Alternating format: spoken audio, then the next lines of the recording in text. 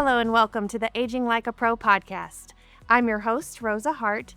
We will be hearing from experts from the University of Miami. Together, we'll be learning about aging like a pro. Thank you for joining us today. We will be speaking with Dr. Christian Agudelo. Thank you so much for joining us. Thank you for having me. He is a sleep neurologist at the University of Miami. So why do we sleep? And what are the key functions of sleep for our brain health? Okay, so sleep is very important. I like to paint this picture. 300,000 years ago, right? We're primitive versions of ourselves. We're in a cave. We're in the middle of the food chain, right? Anything can eat us. But still, we get in groups and we go to sleep and we make ourselves vulnerable to becoming somebody else's lunch. So how important must something be to risk your life every single night? And so having said that, that's how important sleep is. It is worth risking your life for. And it's probably because it helps every function in our body.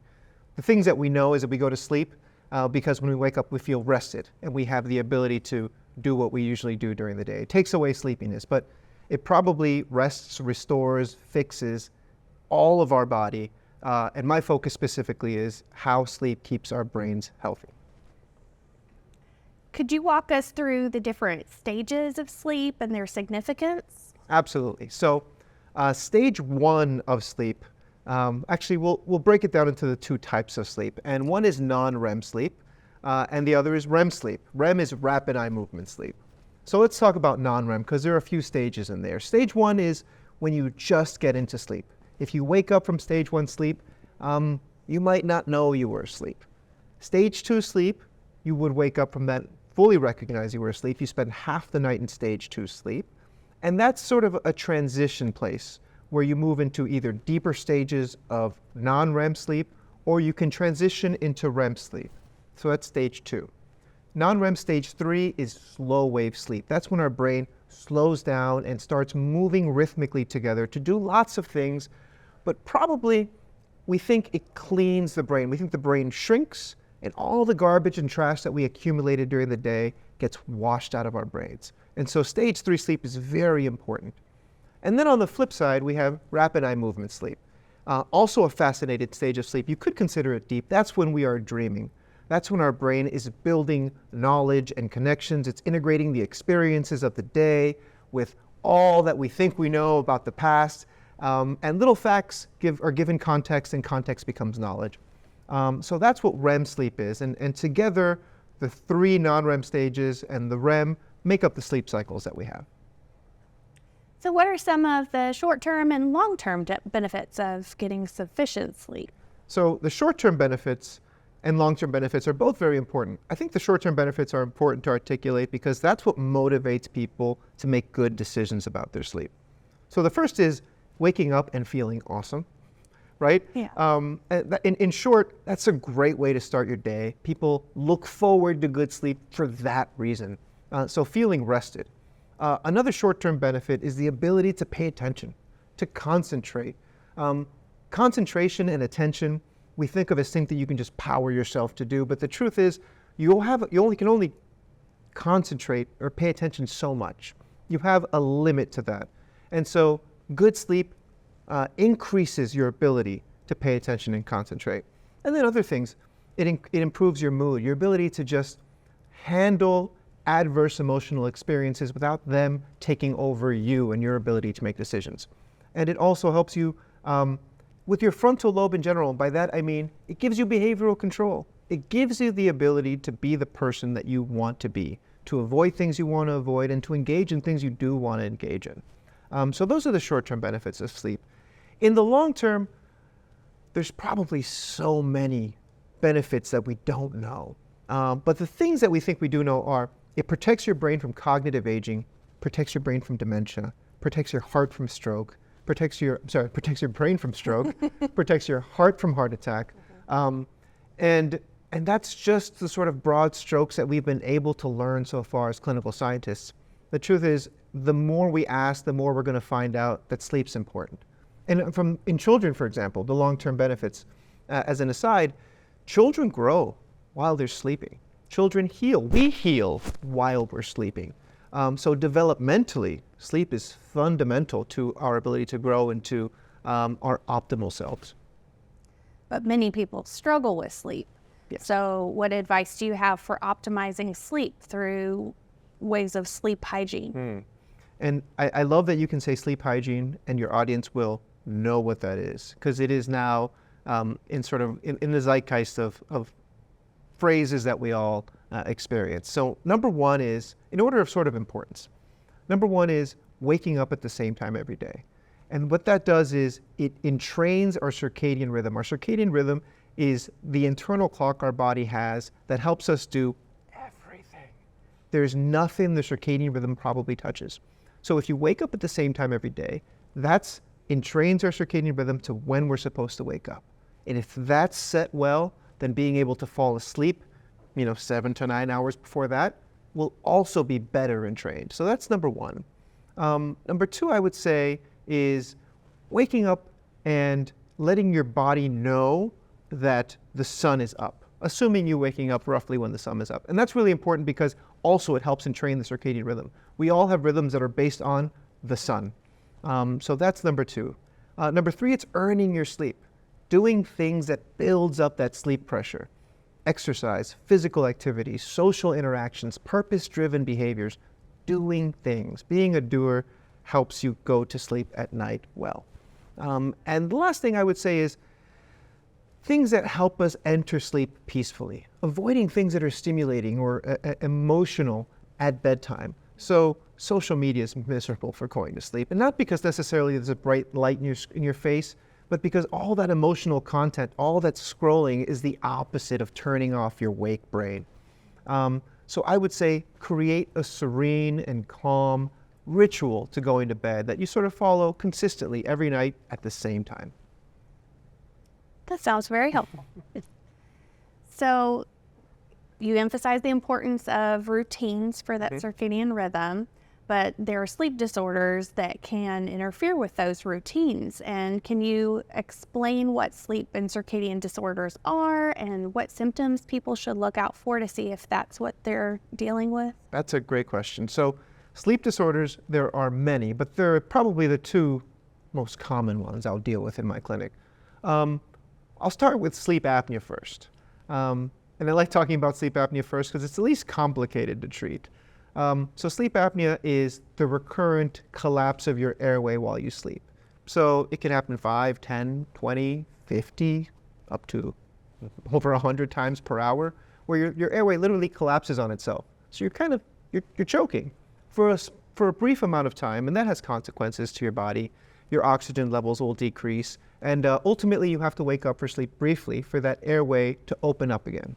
And so if you think about it, if you have sleep apnea, in an hour of sleep, instead of an hour of sleep coming in one chunk of sleep, it comes in 10 or 30 or 50 little pieces of sleep.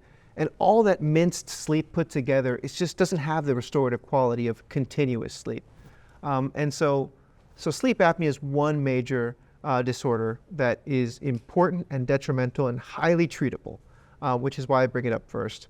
Another common one is insomnia. And insomnia is basically an inability to fall asleep, stay asleep, or inability to sleep as long as you'd like. Do you wake up well before your alarm clock? Are you unable to go to sleep if you wake up an hour before you're supposed to? So that's what insomnia is, any of those three things, and it's just pervasive and it continues and you sort of define yourself as that person. And so insomnia is an important thing to see a sleep doctor about because there's many different treatments. There's behavioral interventions that you can follow. There's pharmacological interventions. And so that's a common disorder that you might see. But when you mention circadian rhythm disorders, this is something that we think of less. The more common ones that may not be a disorder is teenagers. Teenagers, they just stay up later than all of us. And we might call it a disorder, but is it? If they all do it, I think it's a natural part of growing up. But I think it becomes disordered when a tendency to be late, like teenagers to go to bed late, to wake up late, coupled with all the stimulating lights and sounds and screens of our modern environment, that together can lead to a very delayed sleep phase that puts you out of sync with school, with friends, with life. So that's something that that can be, dealt with professionally. An advanced sleep phase. As we get older, we tend to go to sleep earlier and earlier and earlier, and that's not necessarily a problem until we come out of sync with everyone we love and care about. So those are circadian phase disorders. And all of those are deep topics for another question or another day. So circling back to when we were talking about insomnia and sleep apnea, would you say it's probably pretty important to be evaluated for sleep apnea before pursuing ways to just stay asleep? Yes. And I have my own strong opinions on this. I think being evaluated for sleep apnea is something, and it probably will be one day, more standard or ubiquitous than it is. There's so many things that we're checked for. We get colonoscopies. We check blood levels for cholesterol. We check our blood pressure regularly. But we sort of wait to become symptomatic enough that someone tells us, or our primary care doctor tells us, that we should see a sleep doctor. I think it should be built into the fabric of healthcare. And it's important because a lot of people are blissfully unaware that they have sleep apnea and that they have this opportunity to sleep so much better than they are. And I want everyone to have that opportunity, which is why I think we should all be screened for sleep apnea. Also, sorry about that, but just when we're trying to treat insomnia, it's important not to miss sleep apnea, because the medications you might take to help you sleep can worsen sleep apnea. And that's another reason why sleep studies and sleep medicine is so important. Exactly. And so what would be some signs that might indicate sleep apnea that people could notice and then bring up to their doctor? Hey, I'm showing these signs of sleep apnea. Do you think I should be tested? Yeah.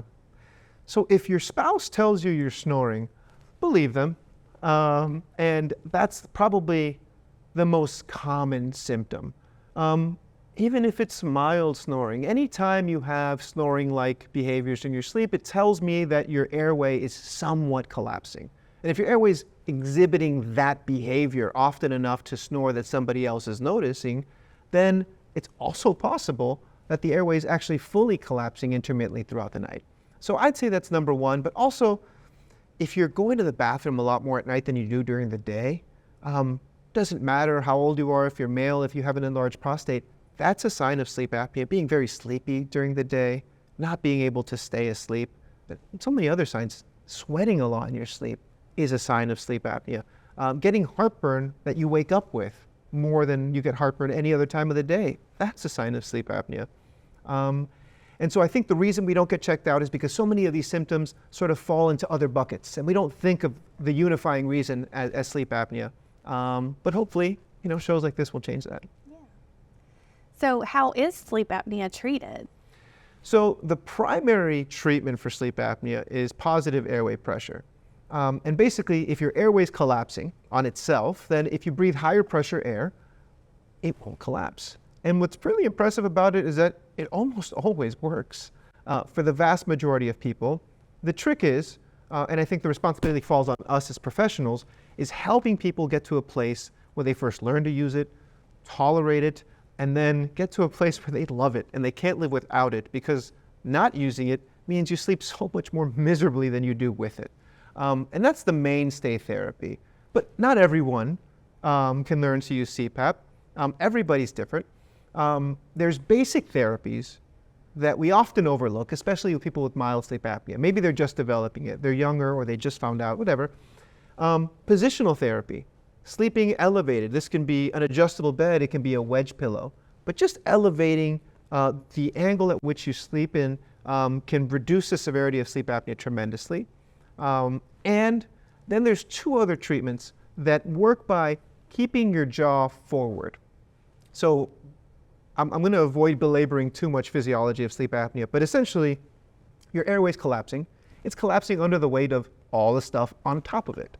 And so if we can keep the stuff on top of the airway, everything here associated with the chin, if we can keep that forward, it might not fall backwards. That's a basic premise of something called a mandibular advancement device. It's like a mouth guard the dentist will make for you. and it keeps your lower jaw forward. Similarly, there's something called Inspire, or a hyperglossal nerve stimulator. And basically it's a pacemaker for your tongue. And every time you inhale when you go to sleep, your tongue moves forward and keeps all the stuff attached to your tongue from falling back over your airway. And these alternative treatments to sleep apnea, other than positive airway pressure, they are also effective. They're not as effective, but harm reduction is the key. We don't want the ideal to get in the way of the possible. Exactly. And what other sleep disorders should people be aware of? So there are a number of other disorders that happen commonly. One thing we might not realize until later is disorders of daytime sleepiness. A lot of people are really sleepy during the day, and it can be due to a number of other reasons. But when it's sleep specific, there's disorders like narcolepsy or idiopathic hypersomnia. These are disorders where people just can't stay awake. Their sleep at night is not the problem. There's a switch in their brain that will just, it's loose, and it'll go from wake to sleep, and then you will go from wake to sleep. And that's a meaningful problem, as you might imagine. Other disorders are things like REM sleep behavior disorder or dream enactment behaviors. Essentially, do you act out your dreams? Are you punching? Are you fighting? Are you kicking? Are you getting out of bed? Are you walking? Those are really important because they're treatable. We can fix them. They might be associated with neurodegenerative disorders that we need to attend to. They might be associated with mood disorders like post-traumatic stress disorder that we need to attend to. And also it's important to know if you're sleepwalking or acting out your dreams because you need to stay safe. Balconies and stairwells are dangerous for people that are acting out their dreams. And I can go on and on, but that's a quick run through of the other things that we deal with. Well, thank you. And then if someone is experiencing sleep issues, what steps should they take? So, like anything, if there's something that concerns your health, it's important to talk to your primary care doctor. I'm a sleep neurologist, so when I see a symptom, I think, oh, I wonder how sleep is causing that. But the truth is it's not always sleep, and I think someone that has a broad purview of health, like a primary care doctor, would be an appropriate place to start talking about difficulty falling asleep or being too sleepy during the day. But after that, if your primary care doctor, if you yourself really believe this is a primary sleep disorder, they're sleep physicians. And we all come in all shapes and sizes. Some of us are neurologists, some of us are pulmonologists, some of us are otolaryngologists or psychiatrists. You can get to sleep medicine through a lot of subspecialties in medicine, and we're all trained to take care of all of these things. Well, thank you for sharing your specialty with us today, Dr. Agudelo. We've learned a lot, and if you've learned a lot from this, please stay tuned for the next episode of the Aging Like a Pro podcast.